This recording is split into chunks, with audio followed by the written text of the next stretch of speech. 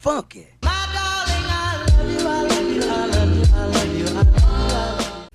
Salut. Alors bon comme vous le savez déjà, je me suis fait opérer de la sleeve.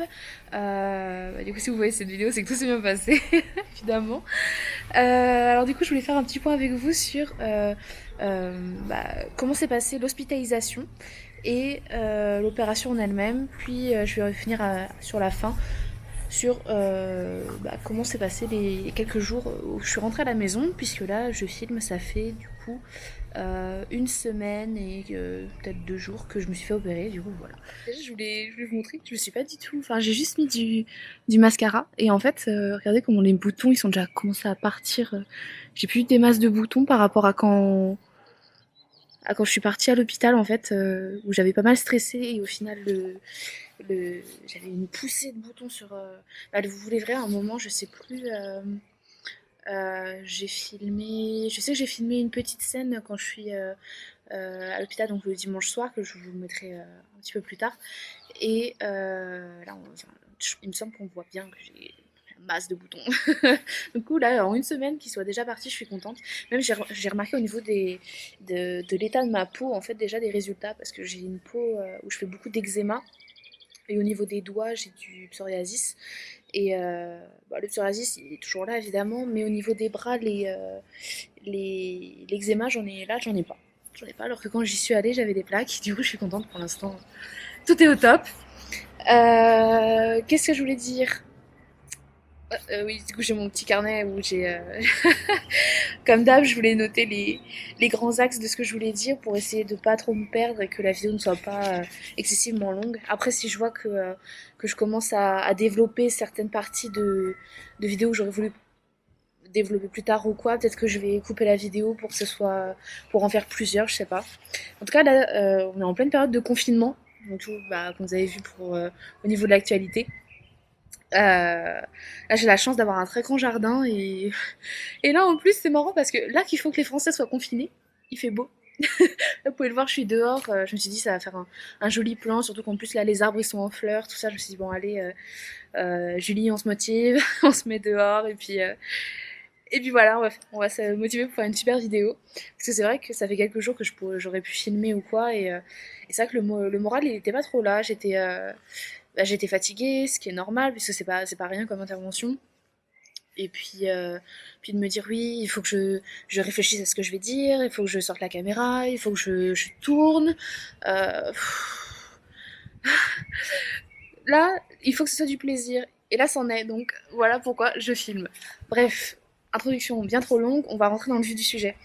Alors du coup, je suis rentrée à l'hôpital le dimanche après-midi, donc c'était le dimanche 8 mars. Donc je suis rentrée sous les coups de 15 heures à peu près, où on m'a donné ma chambre. Alors j'avais fait une demande de chambre seule, évidemment, étant donné que j'ai eu ma date d'opération 3 jours avant, il n'avait plus de chambre seule. Je me suis retrouvée avec une dame âgée qui était super sympathique, mais sans rentrer dans les détails, ça faisait 2 mois qu'elle était là et elle avait pas mal de soucis. Ce qui fait qu'elle devait souvent appeler les infirmières et puis pour lui mettre surtout la bassine pour faire ses besoins. C'est vrai que du coup c'était pas pratique pour la personne à côté, aka moi. Bref. Tout ça pour dire que je suis arrivée, on m'a dit que je pouvais redescendre, aller à la cafetière, me prendre un café ou un truc comme ça, que ils me disaient de venir à 15 heures mais qu'ils n'avaient pas besoin de moi tout de suite, qu'ils étaient un peu occupés. Donc avec ma famille, on est descendu, on a été se prendre un petit café, on a essayé de un peu déstresser, surtout on avait fait 1 heure et demie de route avant, on avait galéré à se garer, tout ça, donc c'est vrai que c'était pas facile. Donc on est redescendu, on s'est calmé. Après, on est rentré dans la chambre. J'ai vu qu'il m'avait ramené du nécessaire pour la douche que j'allais faire le soir et le lendemain matin.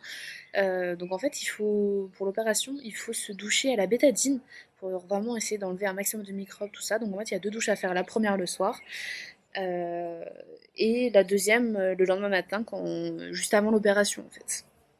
Donc pour ça, je vous mettrai des petites photos, j'ai essayé de prendre un maximum de photos, tout ça. Après c'est vrai qu'il y a 2 3 trucs que j'ai oublié de prendre en photo, mais bon en même temps, après l'opération j'étais un peu dans le gaz, c'est normal. Mais bref, donc tout ça pour dire que ils m'ont donné donc 4 serviettes, une pour les cheveux, une pour le corps, donc pour chaque douche. Donc 4 serviettes, ils m'ont donné des gants de toilette à usage unique. C'est la première fois que j'en voyais. La première fois, j'ai demandé à l'infirmière, je j'avais pas compris ce que c'était. C'était bon, bref. Donc des gants de toilette à usage unique. Ensuite, il y avait la bouteille de bétadine, la tenue pour le bloc et les espèces de petits chaussons, pareil pour aller au bloc. Donc ça c'était à utiliser du coup le lendemain matin pour la deuxième douche. Ensuite, donc après quand on est revenu et que j'ai vu qu'ils avaient apporté ça dans la chambre, ils m'ont pris ma température, ils m'ont pris la tension et ils ont également fait un électrocardiogramme. Donc c'est pour voir si au niveau du cœur, si tout allait bien, même si j'avais déjà fait pas mal de tests et que tout était nickel. De leur côté, il fallait qu'ils le refassent. Donc ça, voilà, la soirée s'est passée assez rapidement. Ils m'ont apporté le dîner. Ils apportent le dîner sous les coups de. J'ai une église à côté de chez moi. Euh, Donc, ils apportent le dîner sous les coups de 18h40 à peu près, 18h45. Donc, c'est vrai que à cette heure-là, on n'a pas faim. Donc, c'est vrai que. Et en plus, comme faut manger vraiment très lentement, faut manger en une demi-heure, tout ça, ça prend du temps. Donc, bon, on prend son mal en patience, on n'est pas là pour rigoler. Donc, on fait comme il faut faire et puis c'est tout. J'avais pris la télé également dans la chambre, donc pareil, bah, avec ma camarade de chambre, on a regardé un peu la télé, tout ça, puis après j'allais dire que je me suis vite couchée, mais non même pas, puisque à minuit j'ai tourné la petite vidéo que je vais vous mettre tout de suite. Salut, alors là je suis actuellement dans les toilettes de la chambre que j'ai à l'hôpital. Je la partage avec une dame âgée en fait. Et là il est à peu près minuit. Donc tout ça pour dire que j'ai fait mon entrée à l'hôpital, il devait être 15h. Les infirmières comment dire, les infirmières m'ont mis le petit bracelet. Ensuite elles m'ont posé des questions pour savoir si tout mon dossier médical était à jour, tout ça. Qu'est-ce qu'elles ont fait d'autre? Elles ont pris ma tension. Ouais, elles ont pris ma tension. Qu'est-ce qu'elles ont fait d'autre? Ouais, non, elles m'ont juste posé des questions. Après, il y a l'anesthésiste aussi qui est passé pour me demander si tout allait bien, si j'avais des questions par rapport à l'opération de demain. Voilà, c'était juste pour venir me voir avant l'opération, entre guillemets.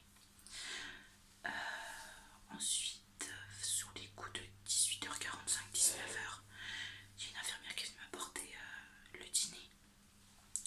Et ensuite, aux alentours de 20h, 20h30, je dirais, on est venu me faire une prise de sang. Alors, on m'a fait un peu mal, genre j'ai un bleu, mais bon, c'est à chaque fois la même chose. Et qu'est-ce que je voulais dire d'autre? Oui, on m'a fait un électrocardiogramme. Du coup, voilà, c'est tout bête. Pour l'instant, j'arrive pas à dormir parce que la dame qui est avec moi, elle ronfle. Bon, c'est pas grave, je trouverai bien le sommeil. En plus, là, du coup, je suis tellement stressée, ça m'a sorti la masse de boutons. Laisse tomber, je suis dégueulasse. Tant pis. Et du coup, voilà, petite update d'aller me coucher. Alors du coup, on se retrouve le lundi matin. Le lever, il est aux alentours de 7h. Donc déjà, la nuit, c'est pas forcément très très bien passé. Il y a déjà beaucoup de stress. Il y a les infirmières qui viennent toutes les 2 heures pour prendre la tension et la température, pour voir s'il n'y a pas de variation, tout ça. Donc c'est vrai que pour dormir, c'est pas facile. J'ai oublié de dire également que la veille, on nous donne 2 feuilles. Donc la première, c'est pour faire, attendez, le nom exact, c'est la, la fiche inventaire des biens des patients. Donc c'est pour répertorier tous les objets précieux que vous avez sur vous, tout ça, en cas de perte ou de vol. Mais clairement, il s'est rien passé. Moi, j'ai dit à la dame qui était dans ma chambre, j'ai dit bon, Eliane, quand je suis pas dans la chambre, hein, vous faites attention à mes affaires et puis c'est tout. Hein. De toute façon, comme elle pouvait pas bouger de son lit, il n'y avait pas de souci pour ce. Il n'y avait aucune raison que ce soit elle qui me pique mes affaires, on va dire. Ça, et du coup, la deuxième feuille, c'est la feuille de personne de confiance. En fait, si jamais il se passe quelque chose pendant l'opération ou quoi, c'est la personne à contacter, c'est la personne qui s'occupera de tout le reste. On va dire ça comme ça. Donc ça, voilà, c'était pour les documents que j'ai oublié de vous dire du coup de la veille. Là, le matin, on ne prend pas de petit déjeuner, on doit être à jeun. De toute façon, on est à jeun depuis minuit. Donc, on ne prend rien. La seule chose qu'on va avoir, c'est un petit verre de jus de pomme. Parce qu'en fait, donc ça, c'est 3 heures avant l'opération. C'est pour déstresser l'estomac. Histoire qu'il ait un peu de sucre, tout ça, et puis que ce soit quand même un liquide assez clair pour pas perturber les médecins, tout ça, je sais pas, mais bref, on m'a dit jus de pomme, jus de pomme. Ils me disent tous de prendre du jus de pomme. Oh, encore heureux que j'aime le jus de pomme. Voilà, donc pas de petit déjeuner à jeun.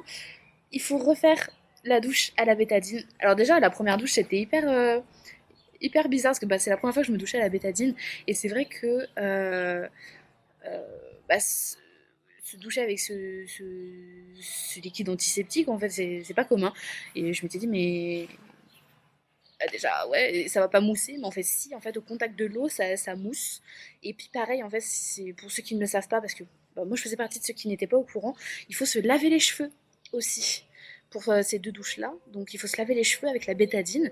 Et alors là, vous le voyez, j'ai les cheveux très clairs, j'ai des mèches blanches, tout ça. Et en fait, j'ai demandé aux infirmières avant de me doucher, je me suis dit, ouais, mais ça va pas tacher, ça va pas faire quelque chose, parce que quand même, la bétadine, c'est quand on l'utilise sur une plaie ou quoi, ça reste sur la peau, c'est un peu jaune et tout. Mais comme là, on l'utilise avec l'eau, tout ça, et il se passe quelque chose. Et bref, ça n'a pas déteint sur mes cheveux. Donc ça ne déteindra pas sur les vôtres. Euh... Ah, c'est mon alarme, comme quoi je dois boire. Je boirai après cette vidéo, c'est pas grave. Oui, parce qu'en fait, je vous le dirai plus tard, mais toutes les 30 minutes, il faut faire quelque chose. Donc tout ça pour dire que oui, donc la douche. Ah, et alors, moi j'étais déjà au courant, mais là je vous préviens si vous ne l'êtes pas, que il faudra vous raser pour l'opération. Normalement, il me semble que c'est uniquement au niveau du maillot, donc des parties intimes. Mais moi j'ai prévu le coup, je me suis rasée, j'ai fait demi-jambe, aisselle et maillot. Comme ça je me suis dit, tout est nickel, puis je sais pas, quitte à ce qu'il me voit, au moins que ce soit un minimum potable, on va dire, hein, parce que c'est déjà pas très réjouissant. Si en plus on voit des poils, laisse tomber, c'est... Enfin, moi je trouve ça dégueu les poils après. Il y en a, ils aiment bien, hein, tant pis. Mais pas sur moi. Bref, donc tout ça pour dire qu'il va falloir vous raser. Alors, moi, quand j'ai dit à l'infirmière que j'étais déjà au courant et que moi, de mon côté, tout était fait, elle a dit oh là là, je suis contente parce que il y a beaucoup de patients qui ne le savent pas. Ils arrivent, ils doivent se raser ici et tout. Je dis ah bah super. Je dis moi, j'ai fait ça chez moi, j'étais tranquille, j'ai pris mon temps, enfin, de la musique. Bref, du coup, quand vous sortez de la douche, cette fois-ci, vous ne mettez pas votre pyjama, vous mettez votre tenue de bloc. Donc c'est une tenue bleue, des plus réjouissantes. Donc vous mettez ça avec vos espèces de petits chaussons pour aller au bloc. Et c'est là que le stress commence à monter en fait. Vous dites ça y est, c'est concret, ça y est, j'y vais en fait. Là c'est bon, c'est la dernière ligne droite. Après cette douche, je me fais opérer. Quoi. Du coup, voilà, c'est, c'est une grande étape. C'est là que tu te dis que la prochaine fois que tu retournes dans la chambre, tu seras plus la même en fait. C'est, c'est comme ça. Moi, mon opération, elle était prévue à 11 h. Alors, autant dire que ma douche, je l'avais préparée, je l'avais faite, il devait être 8h30 ou 9 h. Donc sous les coups de 10 h, j'étais déjà prête, moi, j'attendais. Sauf que je vois le temps qui passe, 10 h, enfin 11 h, 11h15, 11h30. Je dis, oh là, je demande aux infirmières, je dis oui, qu'est-ce qui se passe? J'étais censée passer à 11 h, il y a eu la personne, parce qu'en fait j'étais là, de la journée, j'étais la deuxième du planning à me faire opérer, et du coup je disais oui, la première personne, il s'est passé quelque chose, je sais pas. Elle me dit non, vous inquiétez pas, il y a toujours des retards, de toute façon, on va venir vous voir, et puis, enfin, quand ce sera le moment. Donc sous les coups d'à peu près midi, une brancardière est arrivée.